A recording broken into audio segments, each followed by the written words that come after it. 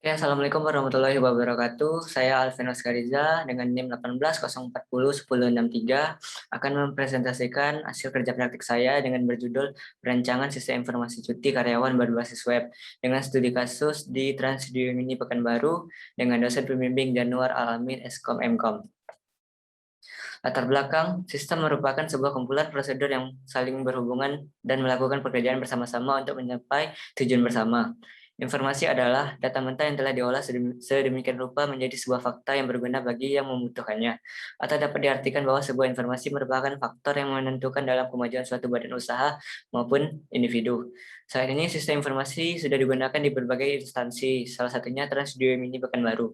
Trans Studio Mini Pekanbaru merupakan bentuk usaha yang bergerak dalam bidang hiburan atau permainan. Kemajuan di bidang teknologi, khususnya komputer dan telekomunikasi, mendukung perkembangan teknologi sistem informasi. Dengan adanya sistem informasi, para pelaku bisnis tidak lagi mengalami kesulitan dalam memberikan dan memperoleh informasi untuk menunjang performa perusahaan. Oleh sebab itu, perusahaan terus-menerus melakukan perbaikan sistem personalia dalam website kepegawaian, khususnya di bidang human resource yang bertugas dalam pendataan data karyawan, absensi, payroll, serta cuti karyawan. Pada saat ini, prosedur yang diterapkan pada pengajuan cuti di Trans di Mini Pekanbaru adalah konvensional atau manual. Hal ini sangat mempersulit pekerjaan HR karena harus mengerjakan secara manual. Oleh karena itu, penulis tertarik melakukan perancangan sistem informasi cuti karyawan Trans Mini Pekanbaru. Identifikasi masalah berdasarkan penjelasan latar belakang di atas, maka dapat diidentifikasi masalah sebagai berikut. Yang pertama itu, pada saat karyawan ingin mengajukan cuti, HR harus mencetak form cuti. Yang kedua, mempersulit pekerjaan HR karena harus mengerjakannya secara manual. Rumusan masalah, bagaimana agar HR tidak kesulitan pada saat memberikan cuti. Yang kedua, bagaimana agar karyawan tidak sulit dalam pengambilan cuti. Batasan masalah, agar masalah yang dibahas tidak menyimpang dari tujuan, maka perlu dibuat suatu batasan masalah. Yang pertama, menganalisis sistem informasi kepegawaian agar membantu HR dalam mengatasi permasalahan dan memberikan saran. Yang kedua, dengan dirancangnya sistem informasi cuti karyawan, HR dan karyawan tidak lagi sulit dalam memberikan mengambilan cuti. Tujuan dari kerja praktik yang pertama itu ada tujuan umum untuk mendapatkan pengalaman dalam suatu lingkungan kerja dan mendapatkan peluang untuk berlatih mengenai permasalahannya, mendapatkan permasalahan dalam bersosialisasi dengan lingkungan kerja, mengetahui penggunaan ilmu teknik informatika dalam dunia kerja, mendapatkan ilmu yang didapat selama proses perkuliahan ke dalam dunia kerja, membuat masukan positif dalam rangka pengembangan potensi secara langsung maupun tidak langsung dari pelaksanaan kerja praktik, memenuhi beban satuan kredit semester yang mendukung penelitian tugas akhir. Dan tujuan khususnya itu dilakukannya kerja praktik ini ialah untuk mempelajari atau membantu transunion baru dalam menyelesaikan masalah pada pengambilan cuti. Menjadikan kerja praktik sebagai pengalaman pribadi yang digunakan untuk mendorong semangat dalam proses pembelajaran. Manfaat kerja praktik bagi mahasiswa, yang pertama mengetahui dan mendapatkan gambaran tentang bagaimana kondisi dunia kerja yang sesungguhnya, mendapatkan pengalaman dalam bekerja, bersosialisasi, serta berinteraksi langsung dengan orang-orang yang bekerja di instansi, memahami bagaimana alur proses cuti di Trans di Mini Pekanbaru. Manfaat bagi lokasi tempat kerja praktik, mempermudah karyawan dalam pengambilan cuti, mempermudah pekerjaan HR dan karyawan dalam pengambilan cuti dengan dirancangnya sistem informasi cuti karyawan. Metode perancangan, metode yang digunakan dalam penulisan ini yaitu SDLC, System Development Life Cycle. Yang pertama itu ada dari planning ke analisis, dari analisis ke desain, dari desain ke maintain, dari maintain ke implementasi. Analisis sistem adalah penguraian dari suatu sistem informasi yang utuh ke dalam bagian-bagian komponennya dengan maksud untuk mengidentifikasi dan mengevaluasi permasalahan-permasalahan, kesempatan-kesempatan, hambatan-hambatan yang terjadi dan kebutuhan-kebutuhan yang diharapkan sehingga dapat diusulkan perbaikan-perbaikan. Analisis sistem merupakan penguraian sistem informasi yang sedang berjalan secara utuh ke dalam bagian-bagian komponennya dengan maksud untuk mengidentifikasi dan mengevaluasi permasalahan-permasalahan, hambatan-hambatan yang terjadi dan kebutuhan yang diharapkan sehingga dapat diusulkan kebaikan-kebaikannya dalam sistem ini. Analisis sistem informasi kepegawaian Trans Studio Mini Pekanbaru ini menjadi objek bagi penulis untuk menggali dan mencari tahu apa saja yang diterapkan dalam sistem ini. Use case diagram.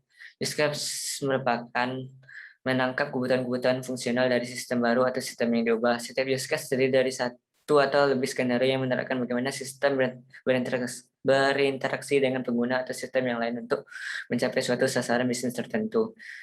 Dalam teknik ini tidak diterangkan cara kerja sistem secara internal maupun implementasinya. Yang ditunjukkan adalah langkah-langkah yang dilakukan pengguna dalam menggunakan perangkat lunak. Di sini Transdimensi Pekanbaru akan menggunakan dua pengguna, yaitu admin dan karyawan, yang dimana admin bisa melihat data seluruh pengajuan cuti, melihat data seluruh karyawan, dan melihat data seluruh departemen, dan bisa mencetak laporannya. Sedangkan yang di karyawan bisa mengajukan cuti, melihat persetujuan cuti, mengubah data pribadi, dan login dan logout. Flowchart. Flowchart adalah diagram yang menampilkan langkah-langkah dan keputusan untuk melakukan sebuah proses dari suatu program. Setiap langkah digambarkan dalam bentuk diagram dan dihubungkan dengan garis atau arah panah. Yang pertama itu ada flowchart login, yang dimana kita harus login dulu dan memasukkan username dan password, dan jika prosesnya berhasil maka akan ke menu dashboard, dan jika passwordnya salah maka dia akan kembali ke masukkan username dan password. Yang kedua ada flowchart untuk pengajuan cuti, yang dimana kita harus login dulu di proses. Jika proses berhasil akan masuk ke halaman pengajuan cuti, jika gagal maka masuk lagi ke username dan password. Dan setelah berhasil kita mengisi data cuti. Setelah mengisi data cuti kita menunggu approval admin. Jika approvalnya diterima maka cuti akan diterima, jika tidak cuti tidak akan diterima. Activity diagram memberikan gambaran bagaimana sistem informasi berinteraksi dengan user atau dengan sistem lain. Activity diagram memberikan gambaran bagaimana sistem informasi berinteraksi dengan user atau dengan sistem lain. Seperti yang ada di gambar, yang pertama itu membuka web, menampilkan web, login, menampilkan halaman login, data pribadi, ubah data pribadi, dan menampilkan halaman dashboard, ganti password, menampilkan halaman ganti password, info cuti, mengajukan dan melihat konfirmasi cuti, menampilkan halaman data cuti, dan logout, menampilkan halaman login. Oke, kita langsung aja untuk demo dengan aplikasinya.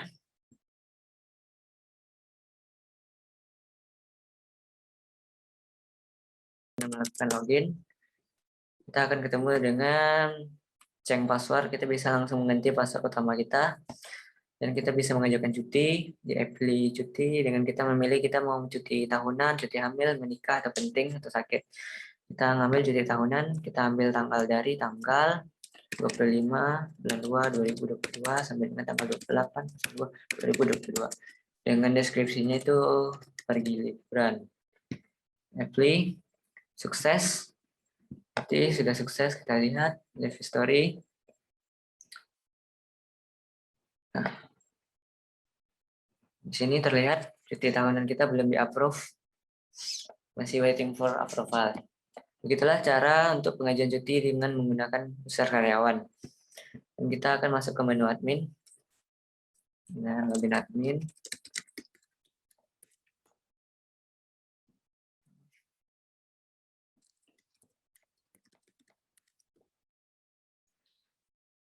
Oke, di menu admin kita akan ketemu dengan menu dashboard. Dashboard itu akan menampilkan total employee, list departemen, dan list left type.